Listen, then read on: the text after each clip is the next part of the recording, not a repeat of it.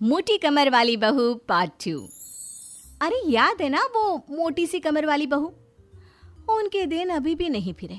वो फिर एक बार अपनी कमर को लेकर चर्चा में है। कैसे? देखिए।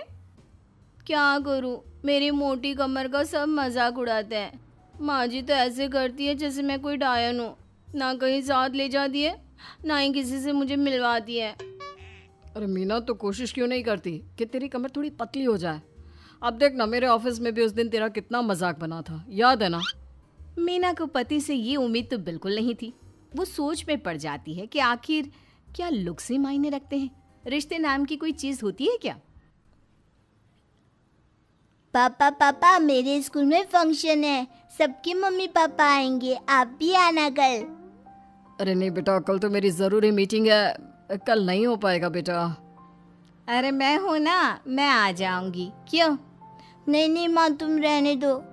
तुम्हारे लिए तो 2-2 चेयर लगाने पड़ जाते हैं और ऊपर से सब तुम्हारा मजाक बनाते हैं। ना बाबा ना, मेरे स्कूल में तो आना ही मत।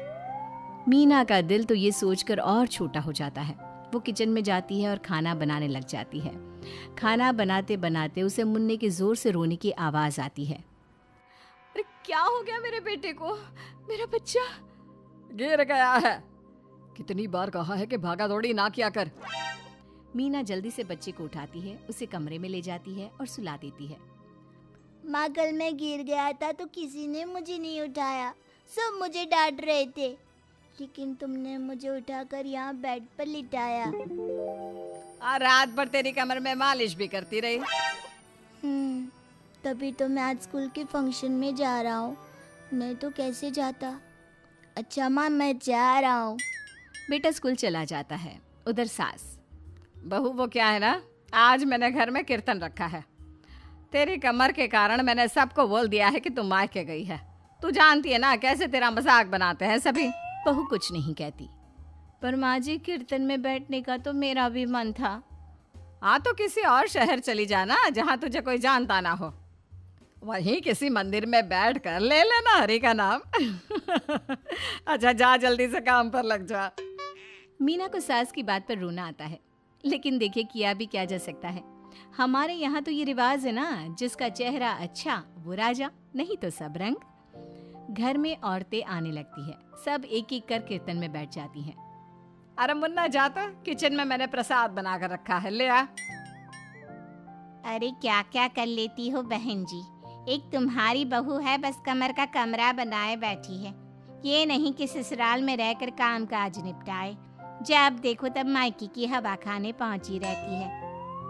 तभी दूसरी कहती है, मैंने तो घर में मना कर दिया था कि कोई खाना नहीं खाना, बहन जी के घर कीर्तन है, मैं सबका खाना लेकर आऊंगी।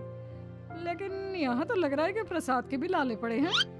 अरे कर देना पागलों वाली बात, खाना भी बना कर रखा है मैंने। अरे कमला, जा जाकर कीर्तन के बाद जो मैंने खाना बनाया है ना, सबको लगा देना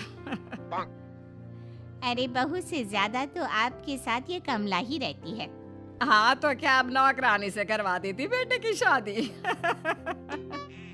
कमला किचन में जाती है, जहाँ बेचारी मीना पसीने से तर खाना पीना और किचन के काम में लगी होती है। कैसी हो भाभी, ऐसी सास के साथ कैसे गुजारा कर रही हो? पता है बाहर कह रही है कि सारा खाना और प्रसाद उन्होंने बनाए हैं। अरे कोई बात नहीं ना कमला, वो क्या है ना, मेरी कमर मोटी है, इसलिए वो मुझे किसी के सामने नहीं ले जा सकती हैं। अरे तो मैं कौन सी सुस्मिता सेन हूँ, लेकिन देखो मेरी सास मुझे कितने गर्व से मिलाती है सभी से। देखो मीना भाभी, आपको सबने ये बता रखा है कि आप अच्छी नहीं हो, सुंदर नहीं हो, लेकिन बात ये कि आपका चेहरा इतना प्यारा है कि क्या कहूँ। पता है भाभी, आपके चेहरे के नूर से तो सारा मोहल्ला रोशन है। मीना को बहुत दिनों के बाद किसी के प्यार के 2 बोल सुनने मिले थे। वो खुश हो जाती है और कमला से दिल से बात करने लगती है। पता है कमला, जब मैं कॉलेज में थी ना, तो एक बार मेरी तस्वीर अखबार में छपी थी। मैं फूलों की प्रदर्शनी देखने गई थी, तो वहाँ किसी ने फूल के साथ मेरी फोटो खींची थी और लिखा था फूल से भी सुंदर। लेकिन अभी भाभी आप ऐसी हो, फूल से भी सुंदर। अरे कमर मोटी है तो क्या हो गया, क्या सब में सारी खूबियां होती है? अपनी सास को ही देख लो, ऐसा लगता है जैसे चूल्हे में कोयला जल गया हो। भैया भी माना पतले हैं, लेकिन है तो माँ की तरह काले ही ना। वो तो भला हो भगवान का कि मुन्ना आ पर गया है, गोरा और सुंदर। मीना को कमला की बात समझ में आ रही थी। पहली बार किसी ने उससे अच्छे से बात की थी तो उसे रोना आ जाता है। भाभी एक काम करो ना, कुछ दिनों के लिए मायके होकर आओ। यहाँ तो ना भैया को आपकी कदर है ना ही सास को, और बेटा भी आपको इन लोगों के कहने पर दूर ही रखता है। मीना को कमला की बात ठीक लगती है। सारा कीर्तन निपट जाता है। उसके बाद अरे बहन जी मान गए, इतना सारा खाना और प्रसाद बनाने के बाद भी आपको देख के लगता नहीं कि आप एक बूंद भी थकी हो, बिल्कुल फ्रेश। बस बहन जी मैं तो हूँ ही कुछ ऐसी ही। सभी चले जाते हैं। तब जाकर मीना किचन से बाहर आती है। अरे कहाँ जा रही है? थक गई हूँ मैं, चाय लेकर आ जा। माँ जी चक्कर आ रहा है, सर दुख रहा है, कब से किचन में बंद थी, गर्मी में पसीना भी बहुत आ रहा था, जरा कमरे तक जाकर पसीना सुखा लूं। अरे तो होती ना कम सिन कमर की मालकिन, बिठा देती मैं सबके सामने। अब क्या आपने बेइज्जती कराती? बस माँ जी मैं तंग आ गई हूँ, मैं अपने मायके जा रही हूँ।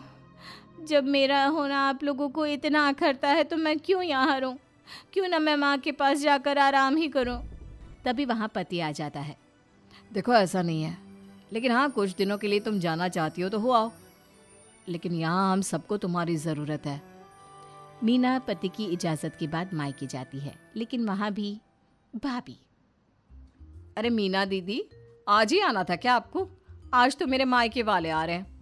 दीदी आपकी कमर का मजाक फिर बनाएंगे वो लोग।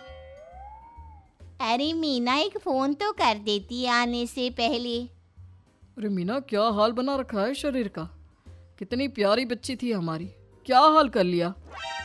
मीना को दुख होता है। वो घर के अंदर जाती है जहाँ दीदी आप तो दलिया लेंगी ना? सबके लिए वैसे आलू के पराठे बने हैं, मैं जानती हूँ आपके फेवरेट हैं आलू के पराठे, लेकिन अब आपका शरीर ऐसा है कि आप तो दलिया ही खाओ। मीना को समझ में नहीं आ रहा था कि ये क्या हो रहा है। हर कोई जो अपना है वो क्यों उससे ऐसा व्यवहार कर रहा है।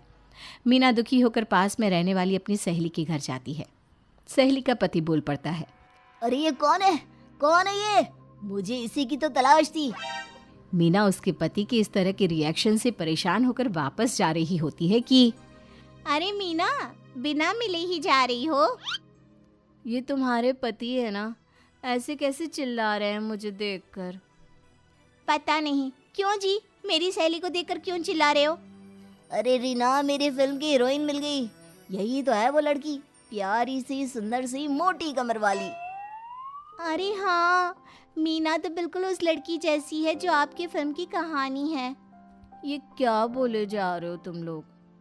मीना मेरे पति बहुत बड़ी फिल्म की डायरेक्टर है, पता है ना तुम्हें? और मैं एक बहुत बड़ी फिल्म बना रहा हूँ शाहरुख खान के साथ। मैं चाहता हूँ कि तुम उसकी हीरोइन बनो। हाँ मीना हाँ, प्लीज ना मत कहना, और इसके लिए तुम्हें करोड़ों रुपए भी मिलेंगे। मीना मन में सोचती है कि जो दुनिया उसे मोटा और भद्दा कहती थी उसे जवाब देने का यही एक रास्ता है। मीना फिल्म में काम करने के लिए हाँ कर देती है और फिर सारे शहर में मीना की फोटो शाहरुख खान के साथ लग जाती है।